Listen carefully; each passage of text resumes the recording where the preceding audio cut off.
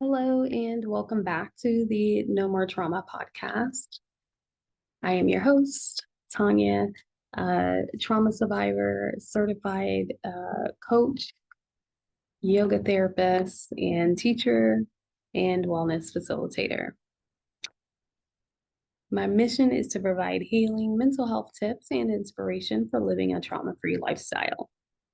You can find this podcast on Apple, SoundCloud, and on YouTube.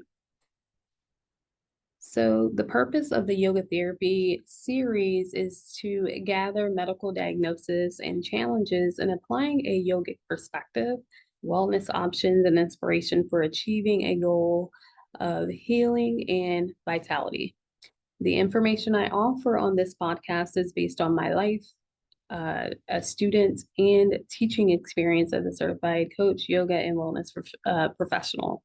This does not substitute or replace any medical or holistic services you may or may not be receiving. So, in today's episode, we will be reviewing a case study on my journey of a student and teacher. We are provided case studies, and one of these case studies I really enjoyed working on. And so I wanted to go ahead and start with this one.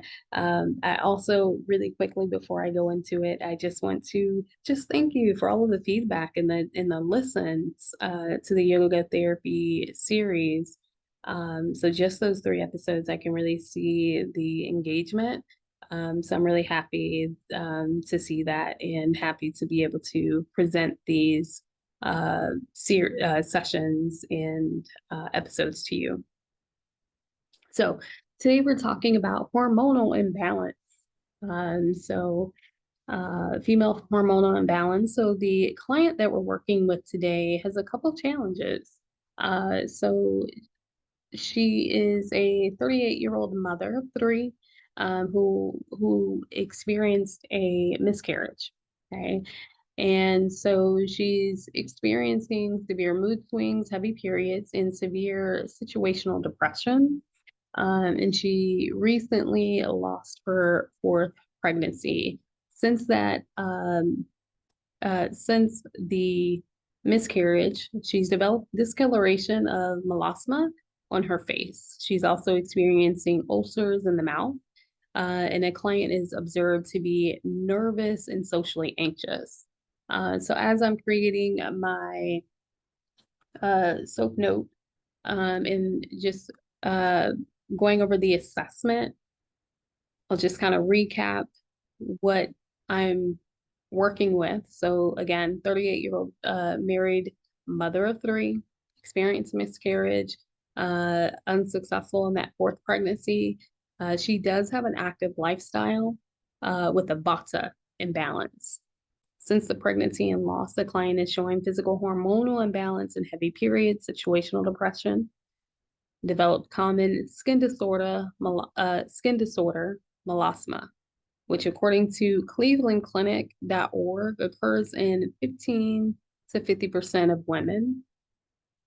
And the client also shows an emotional imbalance, mood swings, lack of trust, feeling victimized by the world. So the client's goals are to find balance and cultivate a sense of calm and develop more discipline.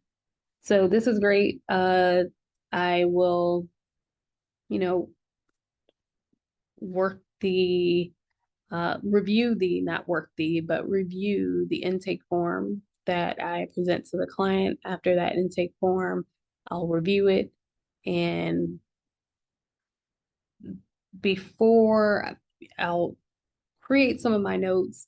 And then after that initial intake appointment, that assessment, I'll start to assess just a bit more of her daily lifestyle. She mentioned that she has an active lifestyle, so I'll assess that and assess her practices.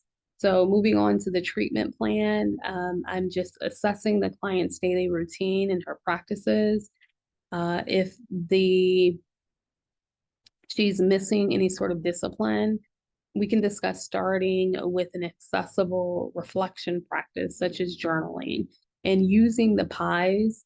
So, her physical, intellectual, emotional, and spiritual practices to just draw awareness to the basana of loss. Okay, so that scar, right? So that an imprint, that the loss has created an imprint. It was a pivotal moment in her life, and so uh, we take some time to reflect on that and see what emotions, thoughts, beliefs are attached to this period of loss. Okay. So restlessness and a lack of trust, right? So if there's, a miscarriage, many women uh, replay this uh, theme, recurring theme of, how can I trust that my body will keep if the decision is to try again for birth, then it's, how can I trust that my body will carry on the new child or expected child? How can I trust that my body is safe? How can I trust that my body is strong? So we draw awareness to those beliefs, mental dialogue through journaling. And this is something that what I would, assess in that intake process or with the intake form, and then try to gather through our first session. Okay. The next thing is the areas that we'll focus are the chakra bodies. So the chakra bodies are the energy centers that run through the body attached to certain organs. But these are energy sensors that can impact different organs in the body, and different uh, emotional um, emotional bodies. So the chakra bodies and archetypes. So we're looking at her heart chakra. So the reason why I chose to go to this area, there is a sense of grief, a sense of loss, heartbreak, and I also look at the root chakra. So this, uh, both the root and the sacral or sacral chakra really sits to hold those reproductive organs. There's a place of stability, instability. Where do I feel safe and secure? Okay, when we experience a period of loss, there may be an imbalance in that root chakra. So this will help us dive into the imbalance of victimhood mentality. Okay, that's the archetype that's accompanied with that root chakra. So victimhood mentality and opportunities to transcend that belief into empowered motherhood. Okay, so motherhood would be the balance of the root chakra, and it would also be the uh, imbalance of victimhood, right? Because in the beginning, I did say that she felt victimized by the world. And so, as we're working with those two chakras, I would start with offering a powerful mantra. We want the client to feel empowered. And so I'm offering up a powerful mantra that will transcend that belief into empowered mother. Okay. So an uplifting mantra can be I am capable and I'm healing and I can find balance and peace within my loss. Right. So even though that loss can be really heavy, right? In maybe Tamasic. Remember in the previous sessions, I talked a little bit more about the gunas, and the gunas are maybe the properties or characteristics in which we show up, Rajasic and Tamasic. Rajasic being more go, go, go, a lot of movement and action, passion, but too much of that, excess of that can be a place of addiction, right? Or addictive behavior. And so Tamasic, which she may be sitting in, experiencing that loss and grief, can be anxious, worried, stressed, overwhelmed, lethargic. So once we were using that powerful mantra to embrace this loss, right? So starting to see from going cup half empty to half full. Once we develop this confidence in the mantra, we can go ahead and transition into some pranayama. Pranayama being some breath work like Shatali to reduce any confidence, reduce any excess pitta, right? And so pitta, we talked about in the beginning that she has a very active lifestyle, but that pitta can also show up to show up in the skin imbalance, right? The hormonal imbalances can show up in the skin. And so remember, we talked about her having the melasma, which is a common skin disorder. Okay. And so the restorative, and so kind of going back before I go into the restorative, that Shitali, and that's Shweetali pranayama, or that Shitali breath work. Okay. Shitali is a cooling breath. So we're trying to cool the inside of the body that has that excess fire. Okay. And so we're cooling the body. So that's an inhalation, maybe curling of the tongue, okay, and an exhalation. So we're just cooling. It has a very cooling and calming effect, okay? So restorative practices such as reclined bound angle pose, right? So bringing the soles of the feet together as the knees outward, or uh, excuse me, butterfly pose, excuse me. Drew a blank there. I was reaching for the word. So butterfly pose or mariposa, butterfly in Spanish. And we're using a bolster underneath the legs, okay? As a nut is still the legs are outward. And yoga nidra routine, right? So that's that sleep active rest meditation or practice to reduce any tension and promote anxiety relief. And I chose this because she has such an active lifestyle.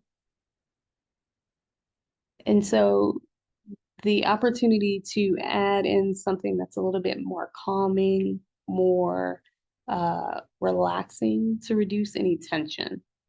Okay. Sometimes with grief and loss, we can find ourselves on guard and see if we can soften the muscles and the hips, working that root chakra again. And maybe just softening the heart space, opening up the clavicle, allowing the ribs to soften around the heart. And so for homework, I will invite the client to continue practicing that Shitali meditation technique anytime she may feel tense or overly active, or the pitta in the body is overly active. I'll invite that Shitali meditation, or that, pranayama technique. And to also continue with Nidra. So lastly, to explore a sense of gratitude for her 3 living children in any ways she might want to honor or celebrate or create a ritual for the loss of her 4th pregnancy. Okay. And so when we do this, we create space to again feel what we're feeling. But when we create that ritual and honor and celebrate maybe that short time, because time is subjective, right? That she was with the baby.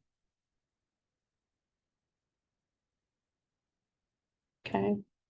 And so referrals and suggestions to an Ayurvedic nutritionist to educate the client for any skin friendly practices, diet, right? Because remember, what we consume can impact our skin, and herbs to support hormones. Another suggestion for this client is a Mommy Connect social or community meetup to support co-regulation, right? As she is a mother as well as a wife, we want to ensure that she's also getting that space and time to just be human and to laugh and cry and share stories and connect with other mothers. This will help build her social connection and with other potential like-minded mothers. One more referral, which is to an aromatherapist to educate and suggest formulas and options that can support her skin and boost her mood. Maybe she can, use these formulas and, place it in a diffuser around the home, keep her mood balanced and lifted. An evening routine of restorative practice in yoga nidra would be very beneficial, as she has the diffuser next to her area of practice to support her in her calm and relaxation and gratitude. Well, that is it for today's yoga therapy session. Great work. Great work for this client. And I'm excited to, continue working with other clients that may be navigating this similar space. If you have comments, feel free to share. If you have questions, feel free to ask. And if you're intrigued about yoga therapy, you can always email me at az.nomoretrauma@gmail.com, or you can visit my website at nomoretraumayoga.com, or follow the social platforms at az.nomoretrauma. And if you want to practice yoga or other practices like Pilates, or we practice for trauma recovery, feel free to join me on my free YouTube at No More Trauma. So happy to have you, and I look forward to seeing you in our next session. Remember to live abundantly, love your authenticity, and radiate organic happiness, but most importantly, live a life of no more trauma. Be well. Namaste.